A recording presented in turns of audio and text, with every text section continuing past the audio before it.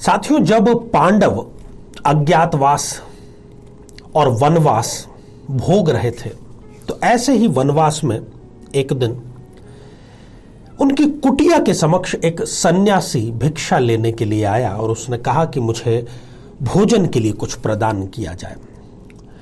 और पांडवों की उस कुटिया के बाहर संयोग से उस वक्त धर्मराज युधिष्ठिर ही खड़े थे। दिन इतने और समय इतना विपरीत चल रहा था कि उस समय उनके घर में खाने के लिए एक अन्न का दाना भी नहीं था। अब वो तो ठहरे युधिष्ठिर, धर्मराज, और परिपाटी तो ऐसी ही है कि द्वार पर यदि कोई कुछ मांगने के लिए आया है वो खाली हाथ कैसे चला जाए।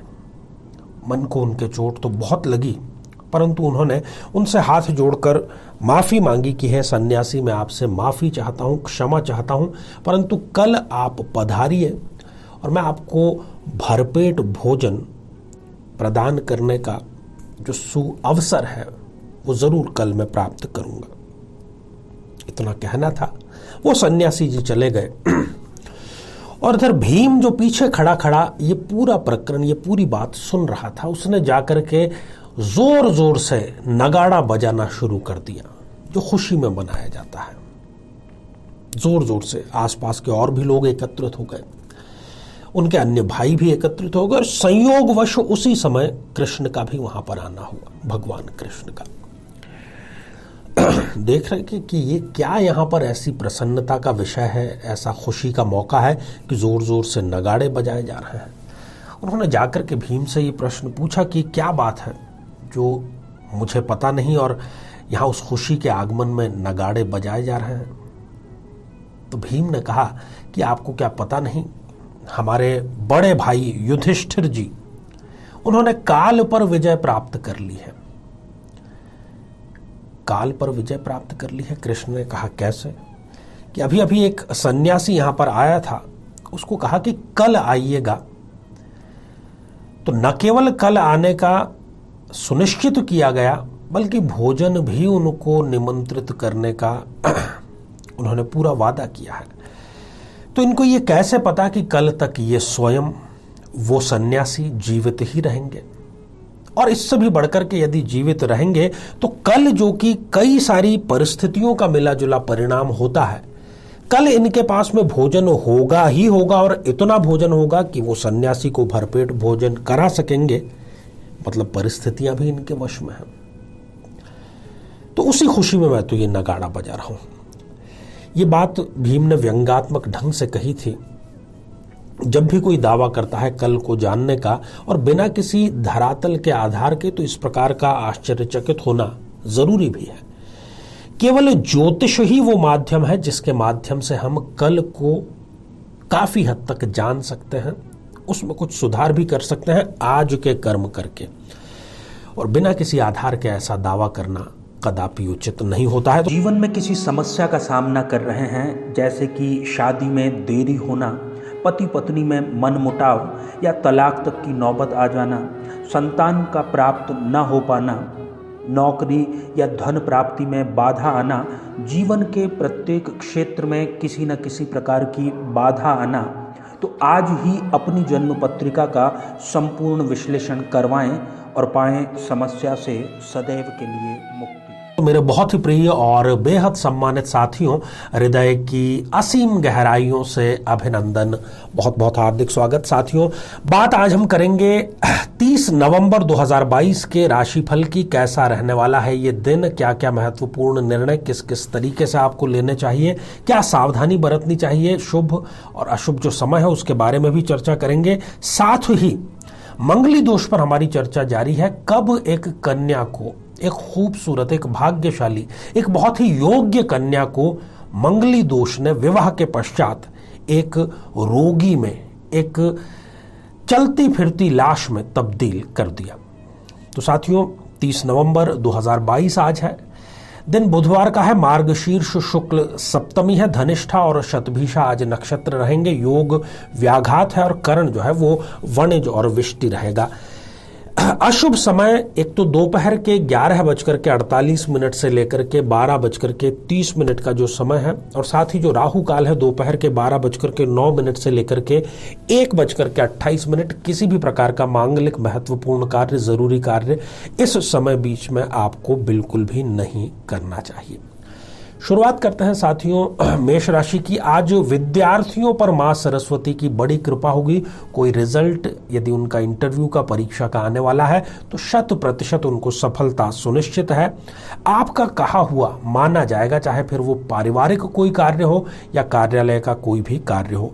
विदेश संबंधी कोई कार्य, विदेश यात्रा संबंधी कोई कार्य यदि किसी प्रकार से रुका हुआ था तो आज उसमें आपकी विजय सुनिश्चित है। वृषभ राशि, आज भूमि में निवेश का बेहतरीन समय है। आपके इमोशंस से खेलने का कुछ लोग मौका उठा सकते हैं, मौके का फायदा उठा सकते हैं, परंतु आपको अपने इमोशंस पर काबू रखना है और अपने विवेक से कार्य लेना है।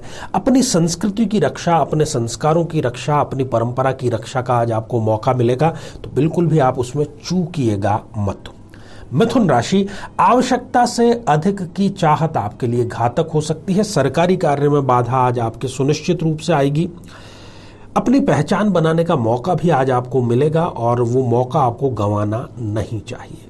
कर्क राशि, आज किसी बेहद ही स्वार्थी व्यक्ति से आपका पाला पड़ेगा, तो वो अपना स्वार्थ निकालना चाहेगा, परंतु आपको विवेकशील बने रहना है।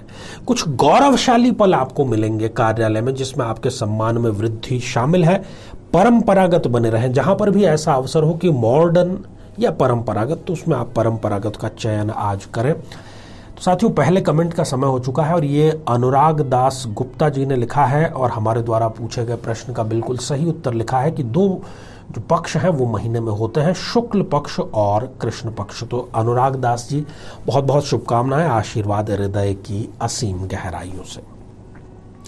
सिंह राशि, अपनी प्रतिष्ठा बनाए रखें, किसी भी कीमत पर अपनी इज्जत से समझौता नहीं करें। जो कार्य आप कर रहे हैं उसमें निरंतरता बनाए रखनी आज जरूरी है। यात्रा का लाभ भी आज आपको अवश्य मिलेगा। कन्या राशि की, आय में वृद्धि का सुनिश्चित योग है, अतिरिक्त आय आपको होगी। अपने बच्चों से किसी बात को लेकर के अनबन हो सकती है। जब कोई नेगेटिव पल आज आ पाता है तो उसका उजला पक्ष जरूर देखें, क्योंकि जहां से दुख की शुरुआत होती है उस शुरुआत की अंत सदैव सुख के रूप में होता है। तुला राशि, देने का सुख आज आपको मिलेगा, परोपकार का पूरा मौका आपको मिलेगा। निजी कारणों से हो सकता है कि आपको कार्यालय से छुट्टी लेना पड़ जाए, चाहे वो आधे दिन की ही क्यों ना हो।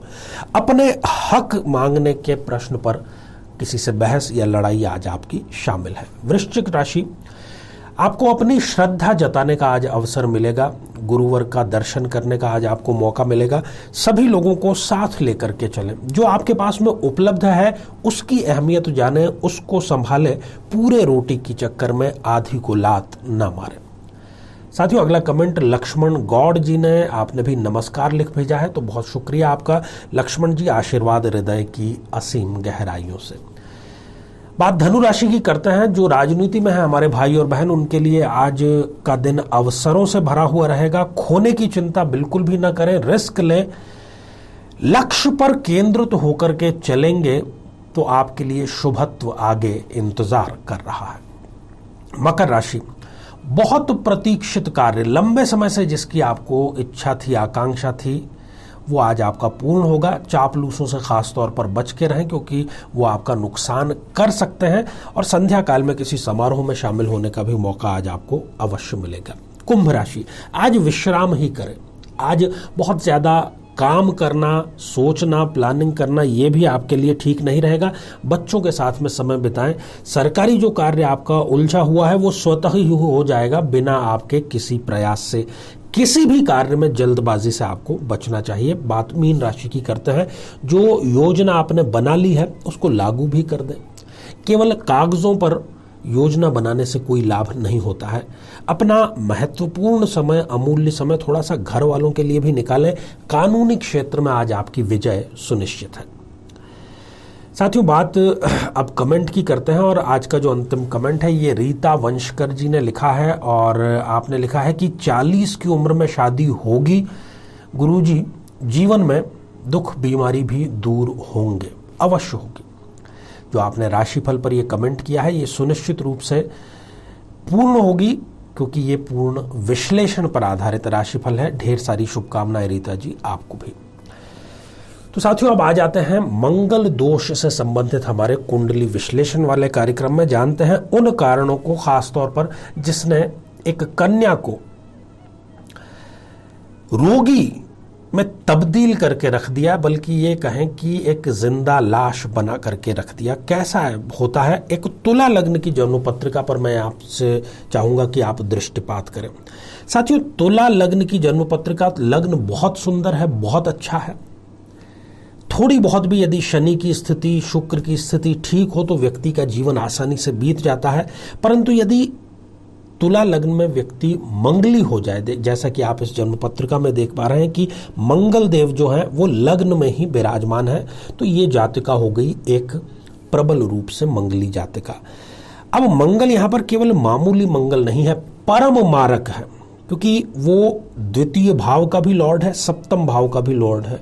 तो दो मारक स्थानों का लॉर्ड होने के कारण हम उसको परम मारक कह रहे हैं। और मारक लग्न में बैठ करके सप्तम भाव को पूर्ण दृष्टि से देख रहा है। खास तौर पर यहां पर मैं आपकी दृष्टि जो है वो सप्तम भाव पर आकर्षित करना चाहूंगा। यहां गुरुदेव बैठे हुए हैं, वो भी अकेले बैठे हुए हैं, और ये भी इस जन्म पत्रिका में एक मारक स्थिति में है।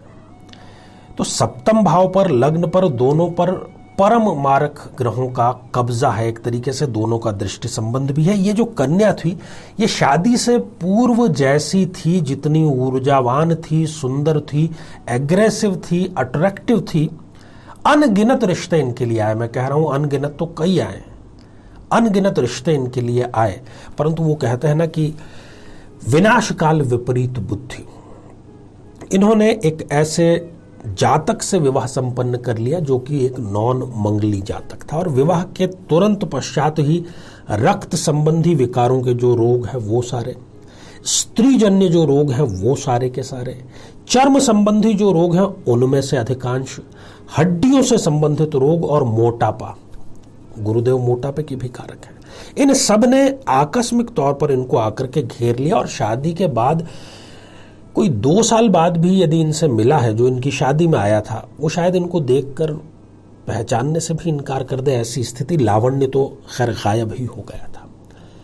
ये सारी स्थिति मांगलिक और नॉन मांगलिक इन दोनों के विवाह के चक्कर में क्रिएट हुई।